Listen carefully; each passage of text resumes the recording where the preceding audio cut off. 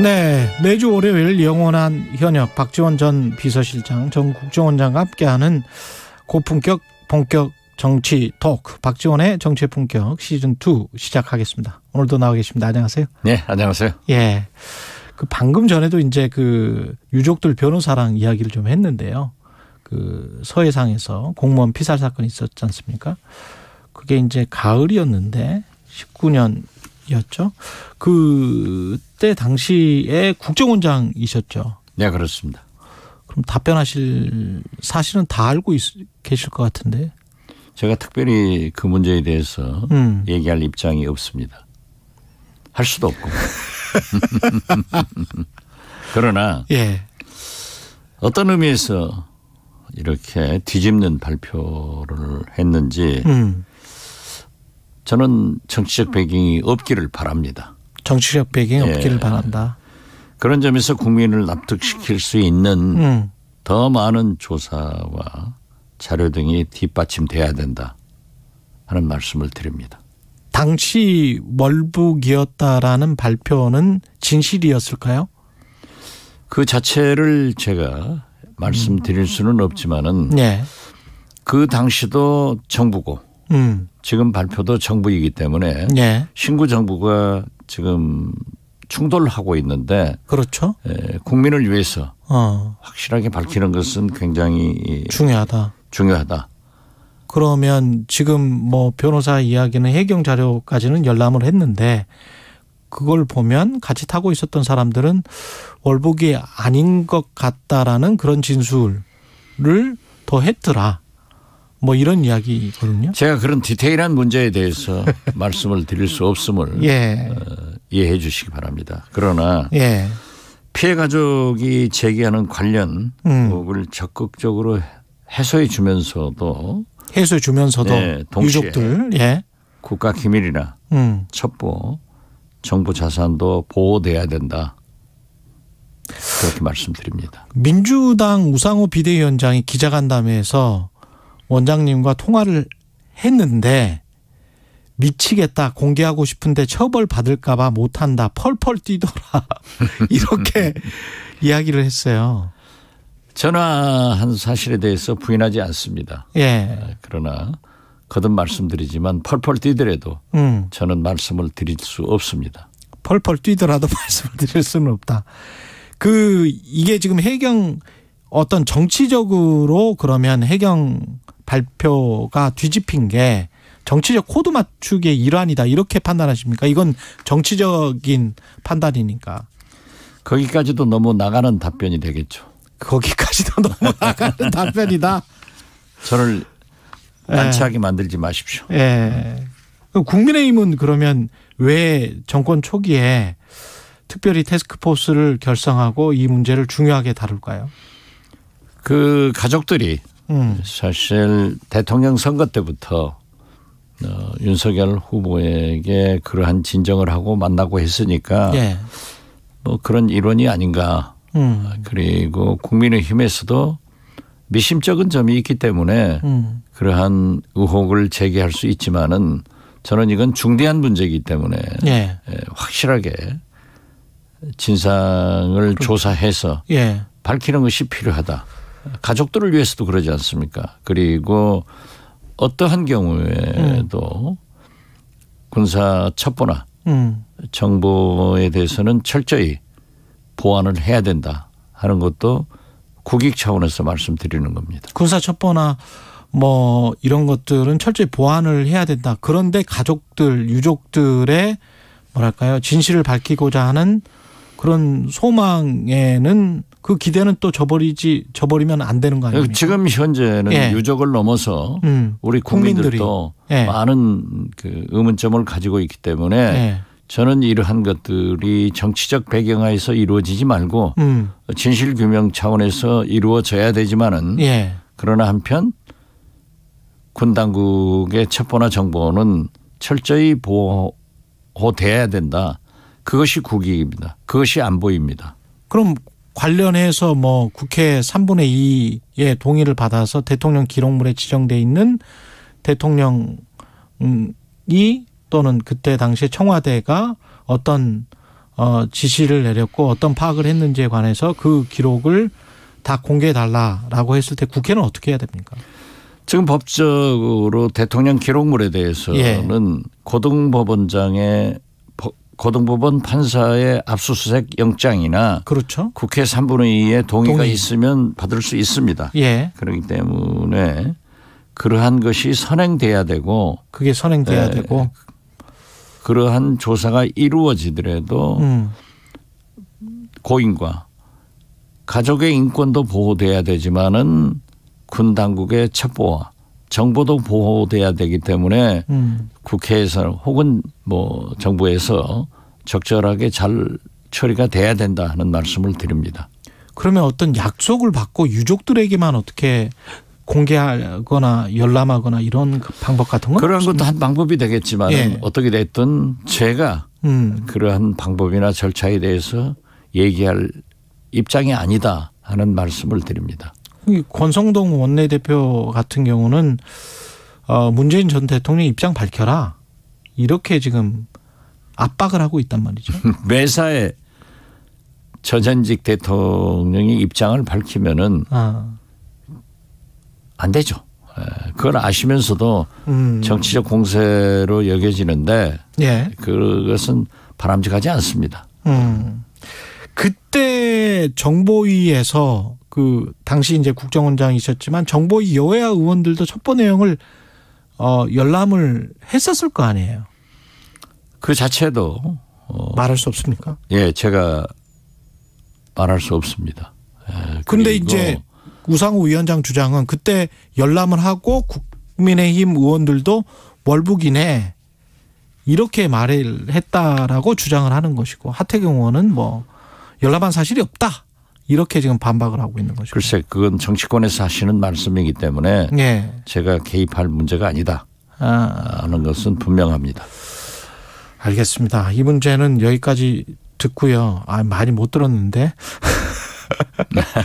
검찰이 많이 물어도 제가 많이 답변을 할 수 없습니다. 답변을 못 하실 것 같아서 검찰 산업부 블랙리스트 의혹 그다음에 수사 백운규 장관 구속시키려고 했는데 이제 구속은 안 됐지만 하여간 수사는 계속 할 것 같고요.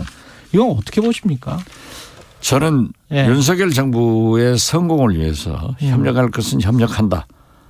그러나 원로로서 충고할 것은 충고해 준다 해서 제가 지금까지 충고한 것은 첫째 윤석열 대통령의 인사가 너무 편중되고 검찰 공화국 될 수가 있다. 그렇기 때문에 균형 조화로운 즉 성별도 지역도 실력 위주로만 할 게 아니라 조화를 이루는 그런 인사를 했으면 좋겠다. 두 번째가 도어 스태핑 신선한 거 좋지만은 사고가 날 수 있다. 지금 실수가 계속되고 있잖아요. 세 번째가 김건희 여사의 공적 관리를 위해서 제2부속실을 신설해서 관리해라 하는데 그건 하지 않겠다고 그랬더라고요. 그렇지만 뭐 조용한 내조를 하지 않고 연일 광폭 행보를 하고 있는 것은 국민이 다 알고 있지 않습니까? 그리고 몇 가지 굉장히 큰 실수가 나오고 있어요. 마지막으로 네 번째가 저는 윤석열 정부가 사정 전국으로 가는 것보다는 지금 세계 경제가 어떻습니까? 미국도 이자만 하더라도 올해 내년까지 4 내지 7%로 인상된다는 것도 아니에요. 그렇죠. 그러면 우리 이자도 올라갑니다. 서민들이 대출받은 그 이자를 어떻게 감당할 것이며 물가가 하늘로 치솟고 있습니다.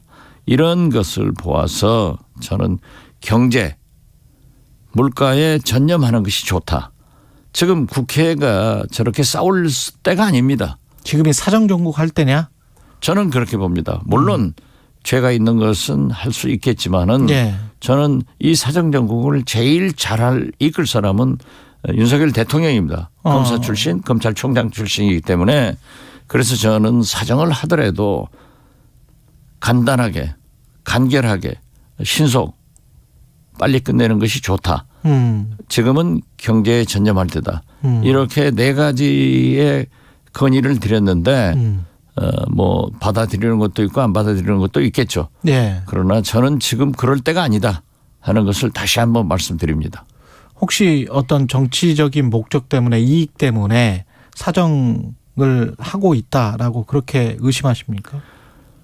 윤석열 대통령이나 한동훈 법무부 장관은 아니라고 말씀하지만은 또 국민의힘에서도 그렇게 말씀하지만은 일반적인 국민은 그렇게 받아들입니다. 우리는 지난 30년간 과거사 진상규명, 진상조사, 적폐청산 진짜 국민들이 지쳤습니다. 이제 할 만큼 됐기 때문에 물론 죄가 있는 것은 검찰이 과거에 살기 때문에 할 수는 있지만은 예. 저는 최소화하고 신속히 해서 빨리 화두를 경제로 넘기자 하는 말씀을 드립니다. 저는 이게요.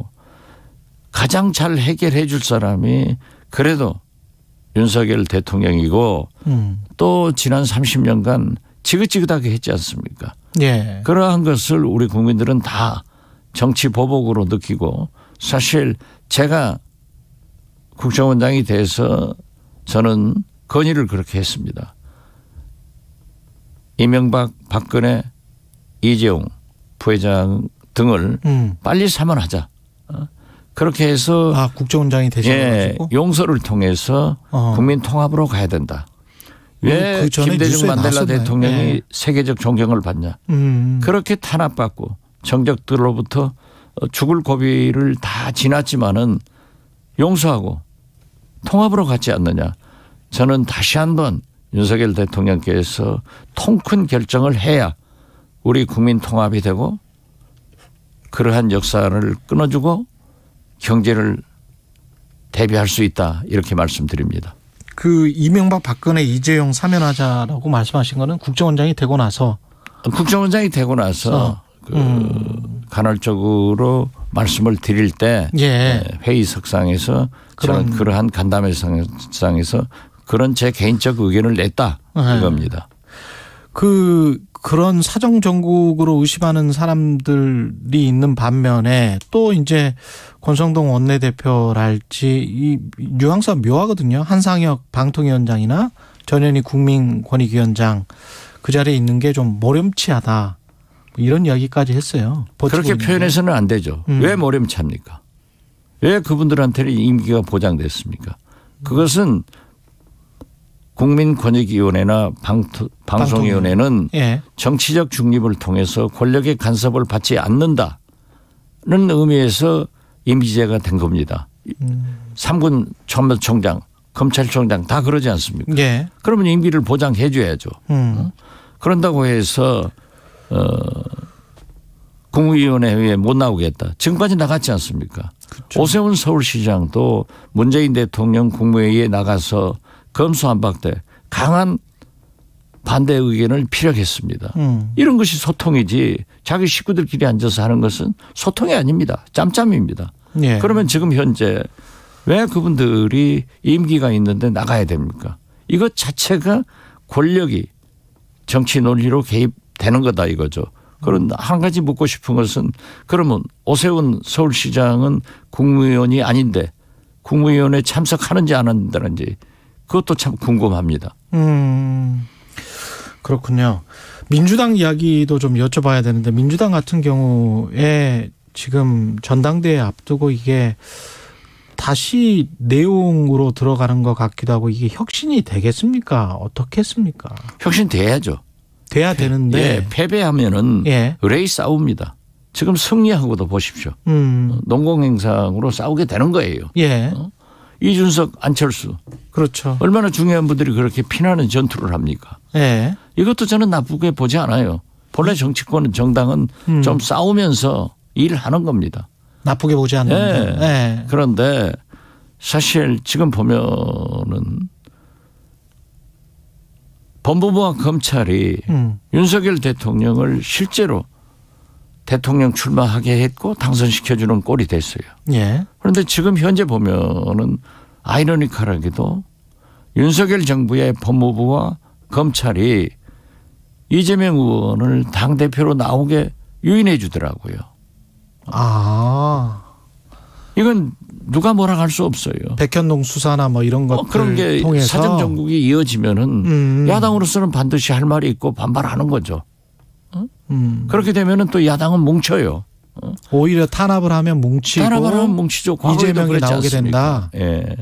그러니까 저는 모든 것을 사정하지 말라는 게 아닙니다.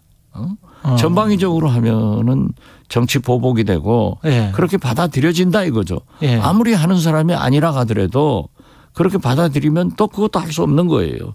그래서 저는 참 재미있다. 아이러니컬하다.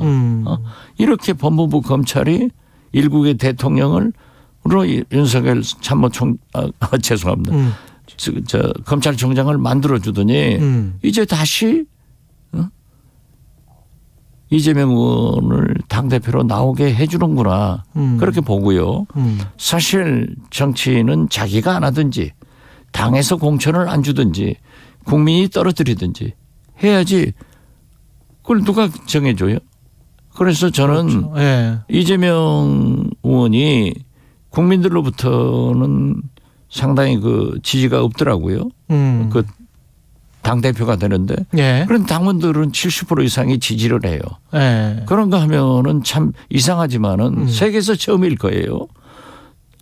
윤석열 대통령 취임 한 달 만에 차기 대통령 선호도를 조사하는 것은 또 대한민국 최초예요. 연거푸 2번 하더라고요. 거기에 보면은 이재명 후보가 압도적으로 1등이고 예. 법무부 장관은 3등에 올라서더라고요. 그래서 저는 또 민심도 받쳐주는구나. 어떻게 됐든 이재명 후보는 대통령 선거에서 1610만 표를 받았는데 예. 2달 후 지방선거에서는 민주당이 930만 표를 받았어요. 한 700만 표를 잊어먹었단 말이에요. 예. 그러니까 그 책임 관계는 저도 추궁을 했어요. 어떻게 자생당사하냐. 자기는 살고 당은 죽이느냐 하고 했지만은 정치는 늘 물 흐르듯 변하고 있는 거예요. 예. 민심을 봐야 돼요. 당심을 봐야 돼요. 그래서 제가 과거부터 우리 민주당은 당권은 당원이 공직은 국민이 이런 전통이 있기 때문에 예. 저는 누가 될지 모르지만은 사실 이거는 지금 당권 경쟁이니까. 예, 당권 경쟁에 사실 민주당에서 하려고 하는 모든 분들이 한번 나와서 겨뤄봐라. 그런데 민주당에서 새 희망을 본 게 79세대로의 세대 교체. 예. 얼마나 신선한 거예요. 이건 김대중, 김영삼 이런 분들을 40대 기술원 이후 예. 그 침체된 민주당에 새 바람을 넣어야 된다. 그래서 저는 이건 참 신선하다. 그래서 국민의힘도 이준석 청년 대표를 당선시켜서 어떻게 됐든 대통령 선거, 지방선거 승리하잖아요. 지금 싸우는 것도 문제가 없어요.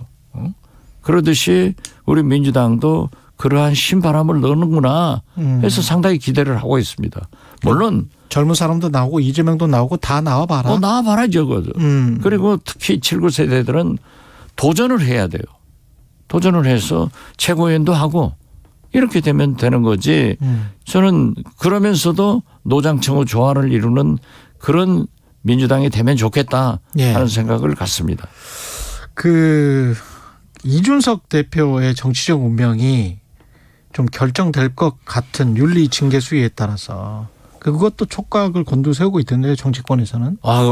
저는 그 자초지종을 잘 모르고 언론 보도 내용을 보지만은 이양희 그 국민의힘 이양희 교수 윤리위원장이 소속 이철승 대선배 선생님의 따님인데 그렇군요. 그런데 그분이 여성운동도 철저히 하시고 굉장히 그 유엔에서 활동도 많이 하시고 그렇기 때문에 저는 좋은 심판을 내리라고 봅니다. 있으면 당하는 거고 안 했으면 없는 거고. 그러나 저도 그 초미의 관심을 가지고 보고 있습니다. 알겠습니다. 시간이 참 몇 개 질문도 안 했는데 20분이 다 가버렸습니다. 영원한 현역 정치의 품격 박지원 전 실장님, 국장님이었습니다. 국정원장님이었습니다. 고맙습니다. 감사합니다. 공정, 공익, 그리고